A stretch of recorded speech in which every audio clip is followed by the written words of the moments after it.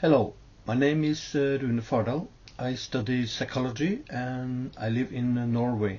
I specialize in narcissistic and psychopathic behavior. I have written several articles about this subject, and in 2006 I wrote a book about psychopaths and psychological defenses. Today I will talk about explicit and implicit self-esteem in narcissists. Why does narcissists claim that they are not abnormal, but on the contrary quite normal, and often more normal than the rest of us? There is no doubt that their behavior differs from normal, so what disturbs their perception of reality? The answer to this is that narcissists, like everyone else, have a conscious self-esteem as not standing out. They really think and believe they are normal, and definitely more normal than and functional than the rest of us. This conscious, controlled self-esteem is called explicit self-esteem, and it can be manipulated.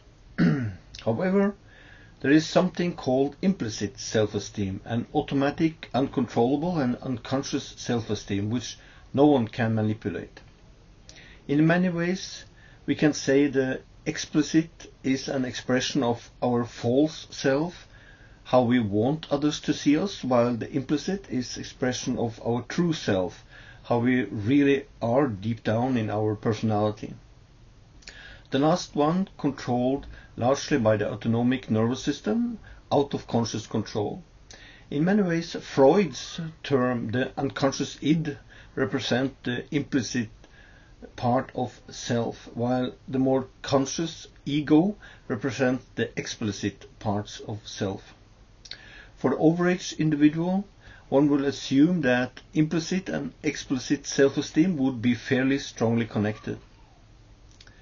In normal people, the ratio between explicit and implicit self-esteem is therefore small. Their verbally explicit expressions correspond to their unconscious implicit behavior. They behave and act in the way they say they do. In narcissists, however, the difference between implicit and explicit self-esteems are extremely large. They say one thing and do something else, often the opposite. Their behavior are not controlled by logic, it's controlled by need satisfaction. Reduction of dissonance seems the ultimate goal. They enter into agreements but break them a few minutes later. They say they love you but show you that they don't. They say they're sorry but they don't care. They say they will help you but they only help themselves. Their conscious verbal descriptions of themselves does not match their unconscious behavior. The first is controlled by cognition, the second by affect, and while they can control their cognition, they cannot control their affect. This difference we see in lie detectors. Control of heartbeat and sweat glands are difficult because they are not consciously controlled. There are two main types of narcissist, the overt narcissist and the covert narcissist. Some are also talking about the third group, the malignant narcissist, but as far as I know, that one looks more like a psychopath. But again, this has to do with the categorization of these syndromes. In the overt narcissist, we can say the explicit self-esteem is very high compared to the extremely low implicit self-esteem. They do not have the covert narcissist social issues.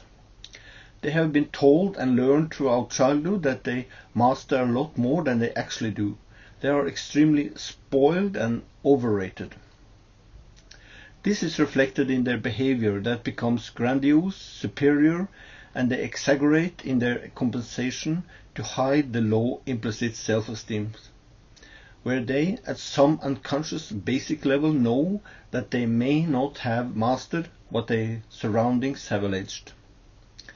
In the covert narcissist, the implicit self-esteem is high, but the explicit self-esteem emerges as low.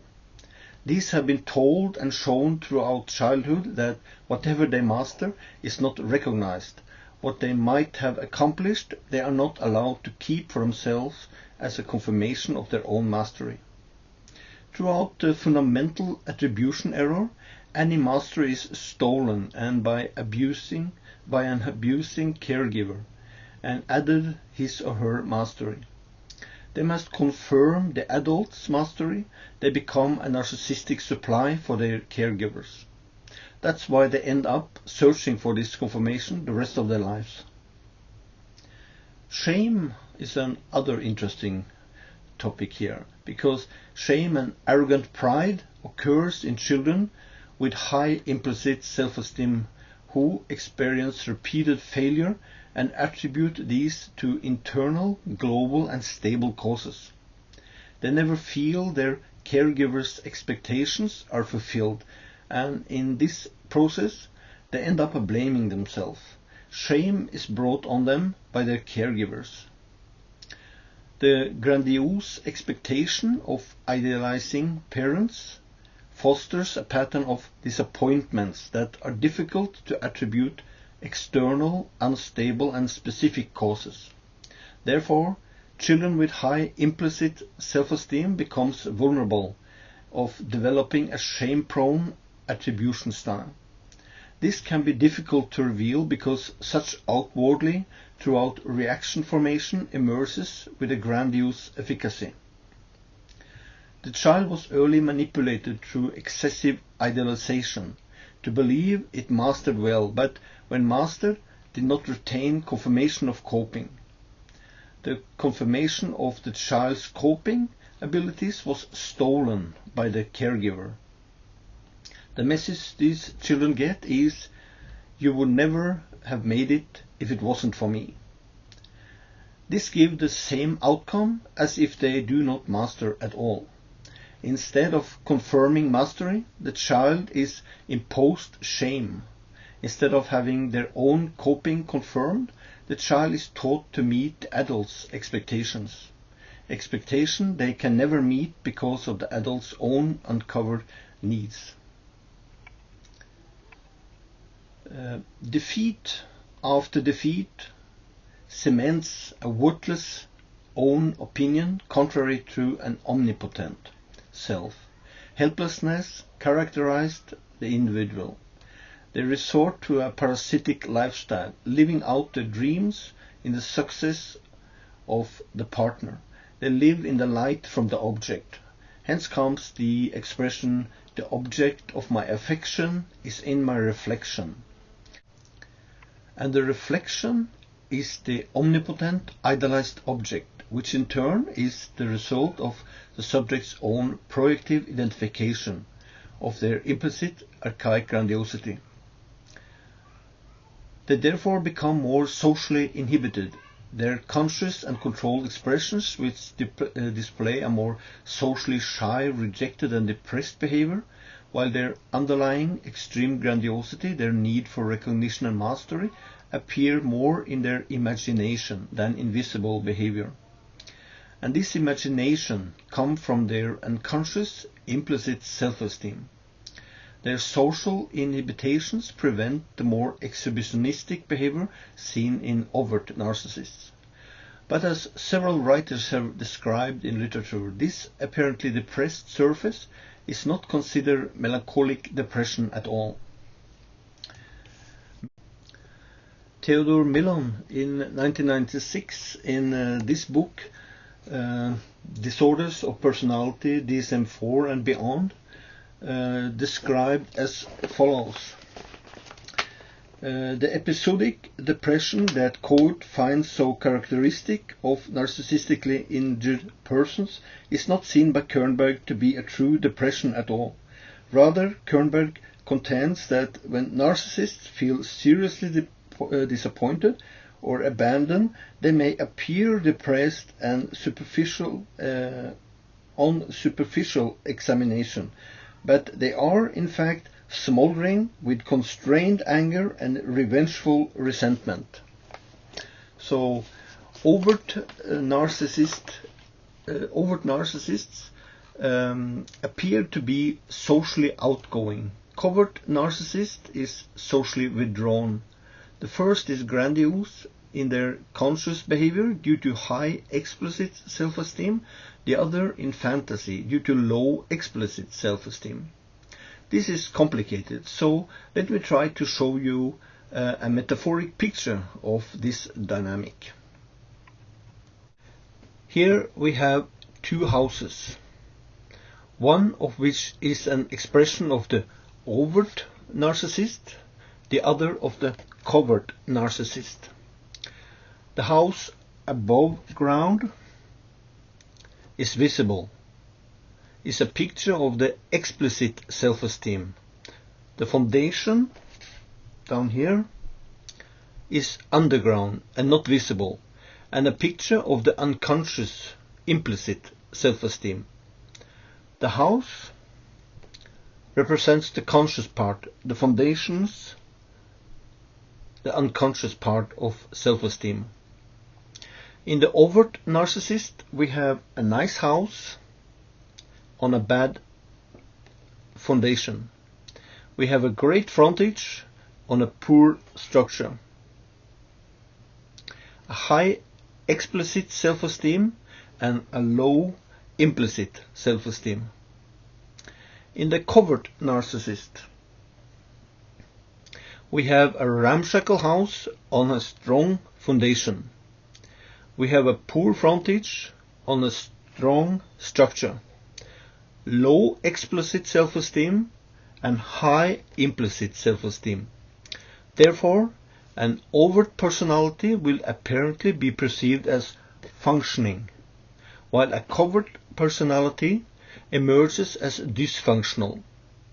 And the covert narcissist is more psychological dysfunctional than an overt narcissist.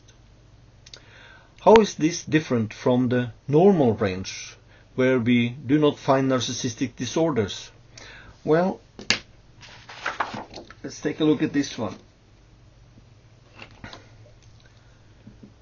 This is the two houses again, but now with a change in the ratio between foundation and the house. Here we have two houses, one nice house on a solid structure, the other a shack on a bad structure. Unlike the two narcissistic types, where the ratio between the underlying structure and the house was big, here we find consistency between the houses and their underlying structure. We have a nice house on a good structure, and we have a poor house on a bad structure. Let's look at the ratio again.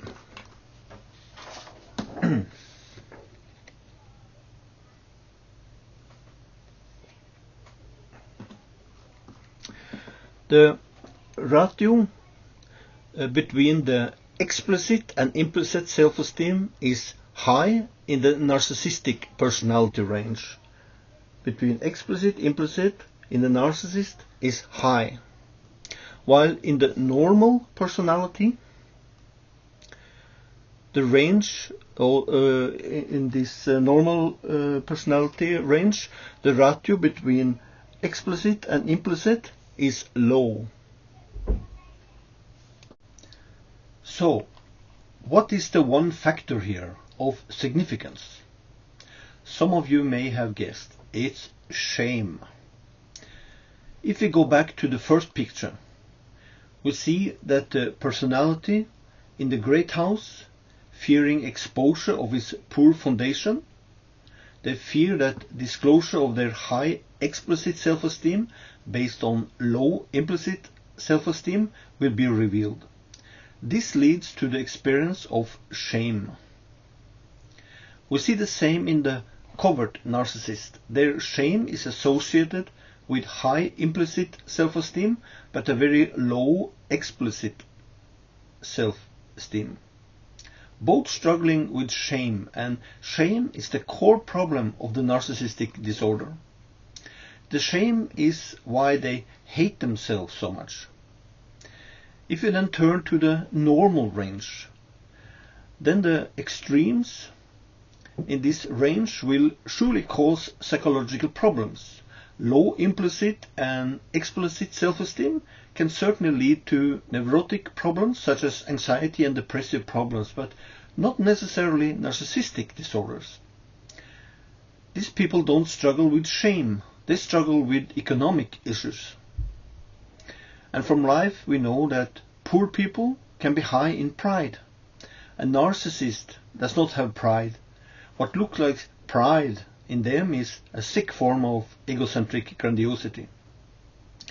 Nevertheless, both narcissistic types react apparently equally on offenses, and much of the external visible behavior when criticized is very similar, only influenced by their various levels of social functioning. This means that the overt narcissist becomes more openly aggressive, while the covert narcissist is more passive-aggressive. This is an expression of their different social ability. In their attempt to compensate for the high ratio between implicit and explicit self-esteem, they show the typical behavior that characterize these two types of narcissists. These have many similarities, but also some distinctive differences due to their different implicit base and social functioning. Psychological defenses like projective identification, splitting, denial, displacement, projection, passive aggression and reaction formation are typical of the narcissists, while the strategies for normal personalities don't use these primitive defenses at this quantitative level.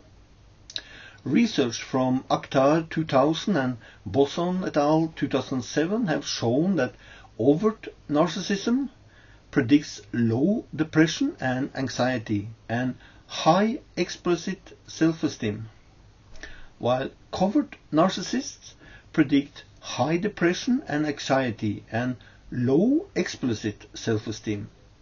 This fit with the image I just described. So when narcissists claim they are normal and overt narcissists more normal than any, then this is a manifestation of the psychological defenses they use to protect an underlying broken and damaged self, an extremely high ratio between explicit and implicit self-esteem. Many people think that the main problem for the narcissist is that they love themselves more than anything, but built upon their egocentric behavior. But this is a wrong assumption. The main underlying problem of the narcissist is self-hate, and it originates from shame. That's why they use reaction formation to appear the opposite of what they deep down in their self-esteem feels like.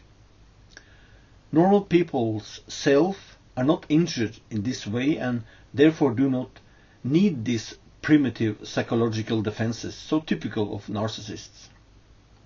Well, here I have tried to explain some core features of the narcissistic personality disorder. I hope this can help you get a better understanding of these extremely complex personalities and thereby help you reduce the destructive emotional grip they may have on many people. Thank you.